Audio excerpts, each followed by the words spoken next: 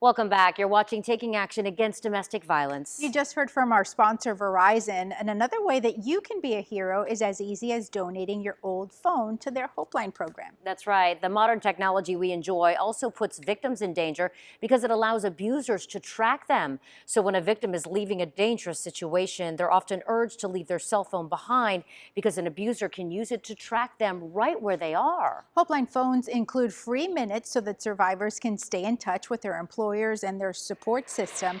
And if you'd like to be a Hopeline hero, you can drop off your phone at any Verizon store.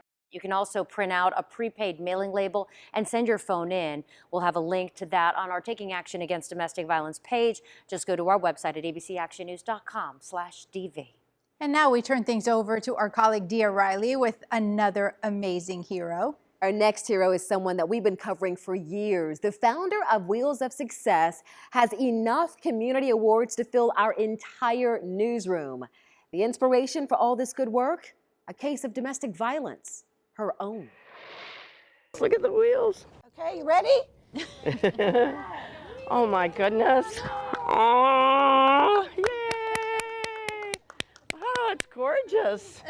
This is the fun part of Susan Jacobs' job. Am I missing something? Yeah. Oh, the keys. Yay! Susan subscribes to the thinking that sometimes the key to success is literally a key. Get in, get in. We have certain conditions.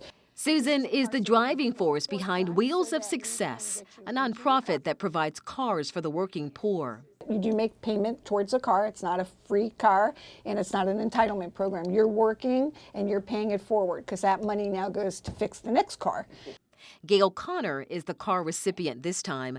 The grandmother of four was nominated by a former employer who wanted to help Gail after her life took an unexpected turn. To see her doing everything right with no financial solutions just broke my heart. I started helping Gail when she got custody of her grandson after her son was sent to prison for drug trafficking prescription drugs.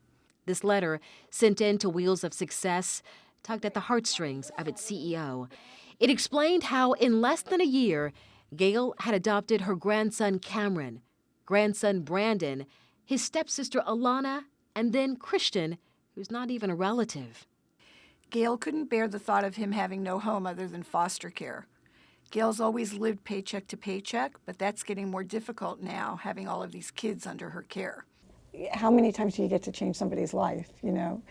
Susan has 1,300 times and counting since she started Wheels 13 years ago. It's all in a day's work for her, but ask any one of her car recipients and they'll tell you she's a godsend. This old sticker on the back of Gail's donated vehicle is proof of that. When Gail saw it, she knew it had to stay. She stopped the Wheels team from removing it. He's the one that gave me the car. He's the one that made this happen, so. He's walked with me all the way through everything I've been having to go through with these kids. Gail says God put these keys in her hand. Susan was the messenger. Nicole, if you would come up. Nicole Marchman thinks Susan's an angel, too. On the morning we met her, she'd postponed a very important appointment, choosing instead to support Susan and her life-changing work. We didn't know if she was going to be here today. Nicole found out a couple of months ago that she has pancreatic cancer and is going through chemotherapy. And when I said, we'll find somebody else to speak, that's fine, we really just concentrate on getting better, her words were, that is going to make me better. That's because years ago, Nicole was the one who got a car. The keys Susan placed in her hands then set the path Nicole is on today, a survivor of childhood abuse and domestic violence, and committed to making sure others get their second chance, too. Without those keys, they can't find success. Without success, we cannot change from being a victim to a survivor. Gail and Nicole, two very different women, yet Susan sees a part of herself in each of them. I was somebody who needed this assistance years ago. I left a domestic violence situation without a car, without my stuff, other than what I could throw into storage. This powerful, passionate, independent woman behind Wheels of Success is also a survivor of domestic violence. A stranger helped me. get me into a car that had a buy here, pay here lot that I happened to meet out and couldn't believe that I was hitchhiking to work. That shame from her past is what inspired Susan to create Wheels of Success, turning the domestic violence story of her life into the saving grace of others. Especially with survivors, they're not necessarily ready to share their story, and they think they're the only ones. You think you're the only person, you're like embarrassed. Why would I stay there, educated, why would I stay in a situation? And even though mine wasn't dramatically physically violent, it still wears you down, okay? And then once the physical starts, if you don't walk away, it's really hard because it escalates, and that's when you're most likely to be in danger. The logistics of leaving a violent relationship without transportation forces many victims to stay. Susan wants to change that. And I wanted them to know that they are not a victim, that that's just their circumstance, and they can be whoever they want to be. They can leave, and usually what's holding them is they're tied to their abuser because they don't have a car. They can't get a job, or if they have one, the abuser takes the car. They can't get the kids to school. So that was as big a thing for me, to make people realize that you're not your circumstances. They're just your circumstances, and you can change your circumstances. She's a hero, not just to survivors of domestic violence. She helps veterans, single parents, and struggling families who didn't think heroes existed until Susan. For the kids, it's life-changing because sometimes they're made fun of, when they're walking. So you hear all these things, people who've never been through a drive-through. Really funny, they'll talk to you. Yeah, what is the first thing you're going to do? We're going through the drive-through, And so that to me is like, when we hear that, we know that everything we're doing is, no matter what time it's going to take, is worthwhile. It is my car. Shattered lives being transformed, and to think it all started with her own.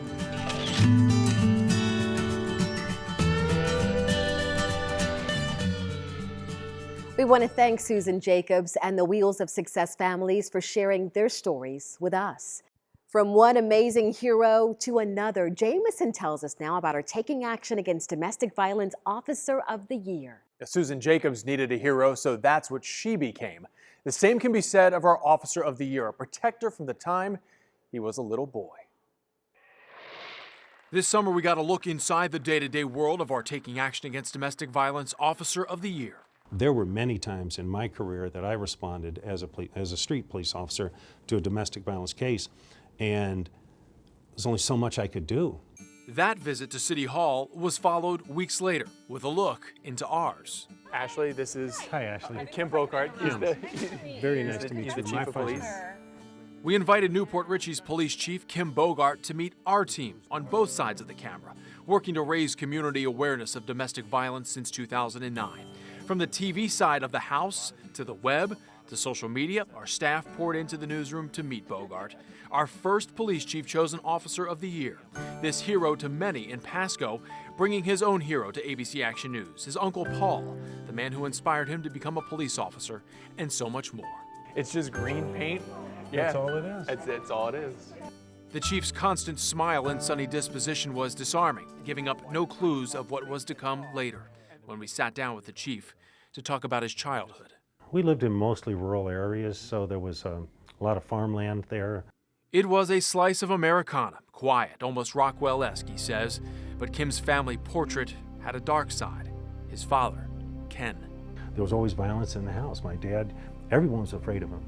Kim was born in upstate New York in 1952, the second oldest of 5 siblings. Kim says his earliest memories surrounded the turbulence his father left in his wake. His mother, Elaine, the first target of his physical abuse. There were no spouse abuse shelters. She wanted to hang on to the kids. No matter what, she was going to put up with whatever she had to do to keep those kids together. Soon, he says, the abuse turned to the children. It was rare for the belt. He actually had a rubber hose that he used, and that was probably the worst of it all. He'd line us up, and I'd be first. Kim, born with a protective nature, always got in line first. hoping to wear his father out so he wouldn't go down the line to the others. Ask him about it, and you find the police badge doesn't make a man invincible to the things that still haunt him when he was a boy.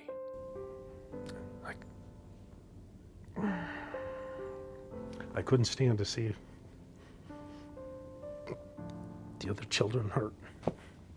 His most vivid childhood memory is one, despite his best efforts, he still can't shake. My dad was around the back of the house and he discovered a knife in the crook of a tree where the tip was broken off of it. It was one of the good kitchen knives. Always the protector, Kim lied and said it was him and took the beating. And he can tell that I'm lying. So he whips me again for lying. Telling the story, Kim still breaks when it comes time to explain why his dad stopped beating him all those years ago. His youngest brother, Kelly, confessed. What happened next broke his heart. Dad pulled him out, and then he shoved Kelly's hand in my hand and put the rubber hose in my other hand. And his hands are on top of mine now. We're holding on to Kelly the same way he had been holding on to me, only I'm in Dad's position and he's behind me. And he physically made me whip Kelly like he had whipped me.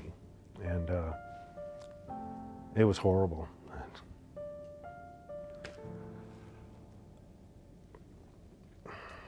That has always haunted me. How could anybody beat their brother like that? The generational illness his father tried to pass on that day would not take hold. His father eventually left. His mother, in and out of abusive relationships, led Kim to leave home at 16. Almost a senior in high school, he lived out of a beat-up car. Struggling financially and in school came a pivotal moment. The people who would change the course of Kim Bogart's life. Hero number one, his high school principal, who searched for and found Kim a legal guardian so he could stay in school. If he hadn't have done that, I'd have had to quit school. Graduation did not bring much relief. Kim's mother and 4 siblings were now living in Florida, and he had no way to get there. Kim did the unthinkable, returning to his father's apartment and his violence. Some guy that stayed up above us, a doctor that lived up there, he apparently heard all the fights. A man he'd never met. That is, until the day Kim packed his car to leave for good, heading to Mom in Florida. But his car wouldn't start. Life-changing moment number 2 came right then and there thanks to that neighbor upstairs. He came down and I was still working on my car and he took me to go buy some parts and gave me some cash and told me to get to Florida. Kim never got his name, but got to Tampa. And soon he found hero number 3 in the most unexpected place, his father's brother. Uncle Paul was a Tampa police officer and Kim's first positive male role model. So he started looking into it, and I told him I'd do anything I could to help him. First of all, I thought I could never be one. I really lacked confidence. And I said, how could a kid that grew up like me ever be a police officer? A year later, Kim became that police officer, and the rest, as they say, is not just history, it's Kim's story. How the cycle of abuse is broken when people stop to care. The chief wants his police officers to be those people. I'm hoping that there are kids out there who say, that guy, he lived through some pretty rough things, but look at what he did. Kim needed a hero, so that's what he became. And we are thrilled to announce we're honoring Chief Bogart in another way tonight. The Scripps Howard Foundation at our parent company is awarding $2,400 in community grants to the Pasco County Domestic Violence Centers. The donation is being made in the Chief's honor. He presented the $1,200 checks to local advocates himself. Both grants from the Scripps Howard Foundation will support the Victims Advocate and Invest programs at the Salvation Army DV program of West Pasco and the Sunrise DV Center serving East Pasco. We just recently launched a project, Facelift project, for our domestic violence shelter that will allow people in our community to give very specific items to our shelter.